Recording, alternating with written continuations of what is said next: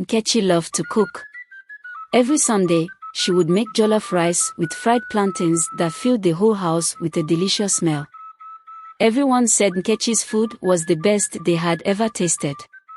But Nkechi had a dark secret that nobody knew about. Many years ago, in a small village in Nigeria, there lived a girl named Ada. Ada was a kind and cheerful girl who lived with her father, Mr. Okeke, and her stepmother, Nkechi. Her real mother had died when she was a baby, so she didn't remember her. Ada's stepmother, Nkechi, was known all over the village for her tasty meals. People from far and wide would come to eat her food and praise her cooking. However, there was something very strange about Nkechi's meals, something nobody could guess. One sunny afternoon, while Ada was playing outside with her friends, her stepmother called her into the house. "Ada, come here. I need you to help me with something," Nkechi said. Ada loved to help in the kitchen, so she ran inside quickly. Nkechi gave Ada a big pot to wash. As Ada cleaned the pot, she noticed a funny smell. It was a smell she couldn't describe, but it made her feel uneasy. She tried to ignore it and finished washing the pot. The next day, Nkechi sent Ada on an errand to the other side of the village. "Go to Mama Choku's house and get some palm oil," she said. Ada hurried off, happy to be outside again. She loved walking through the village, seeing the people and the animals. As she walked, Ada heard some women talking nearby. They were discussing Nkechi's famous cooking. "Her food is so delicious," one woman said. "I've never tasted anything like it." "Yes," agreed another woman. "But have you ever wondered why it tastes so different?" "I've heard some strange stories." Ada's ears perked up. Strange stories. What could they mean? She decided to listen more closely, but the woman noticed her and quickly changed the subject. When Ada returned home with the palm oil, she found her stepmother in the kitchen, stirring a big pot of soup. "Thank you, Ada," Nkechi said with a smile. "Now, go wash your hands and get ready for dinner." That evening, as they sat down to eat, Ada couldn't shake off the uneasy feeling from earlier. She remembered the strange smell from the pot and the women's gossip. She decided to keep a close eye on Nkechi. A few days later, Ada woke up early in the morning. She wanted to surprise her stepmother by helping with breakfast. But when she got to the kitchen, she saw something that made her heart race. Nkechi was pouring water from a dark, mysterious bottle into the cooking pot. Ada hid behind the door and watched quietly. "What is that?" Ada thought. She wanted to ask Nkechi, but she was too scared. Instead, she decided to find out on her own. The next morning, Ada woke up even earlier. She sneaked into the kitchen and found the dark bottle hidden in the cupboard. She took a deep breath, opened the bottle, and took a small sniff. The smell was horrible, like nothing she had ever smelled before. She quickly put the bottle back and ran outside to get some fresh air. Ada was determined to uncover Nkechi's secret. She decided to follow her stepmother the next time she went out. A few days later, Nkechi left the house with the dark bottle in hand. Ada quietly followed her through the village and into the forest. In the middle of the forest, Ada saw something that made her blood run cold. Nkechi was at an old, abandoned well, filling the bottle with water. But this wasn't ordinary water. The well was known in the village as the Well of the Dead, where spirits were said to linger.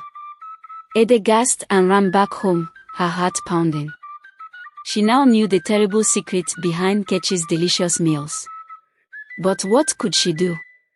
How could she tell her father without making things worse? Ada decided to wait for the right moment to tell her father. She knew she had to be brave and smart to save her family from the terrible truth.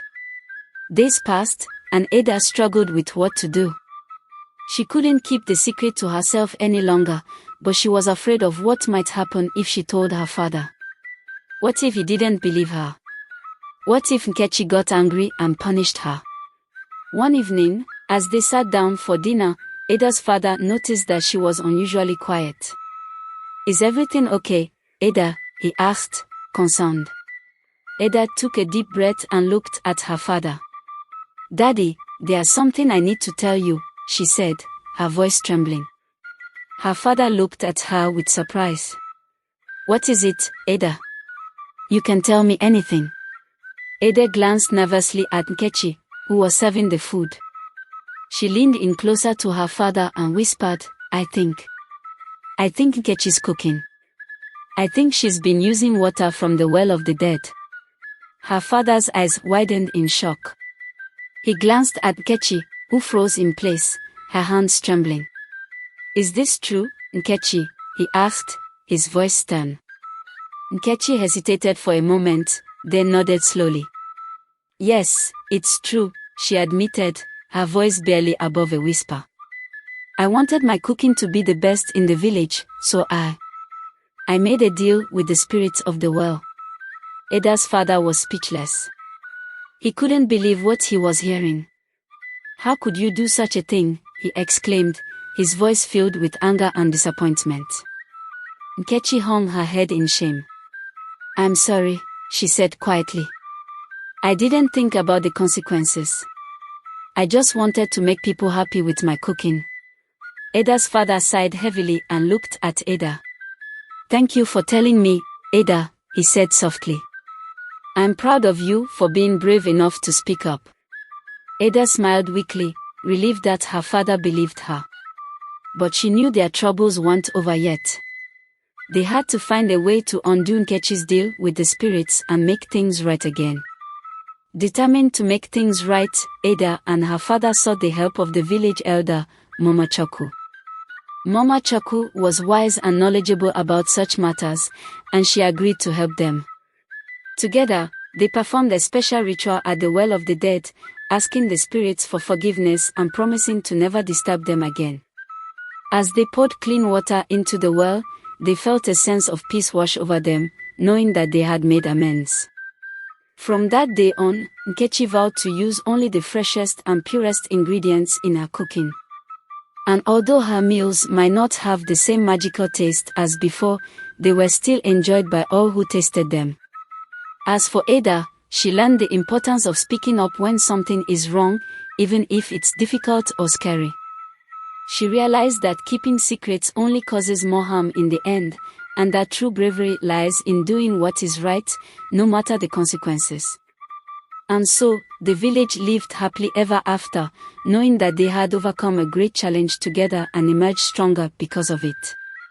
The moral of the story: honesty and bravery are virtues that should be cherished and practiced, even in the face of adversity.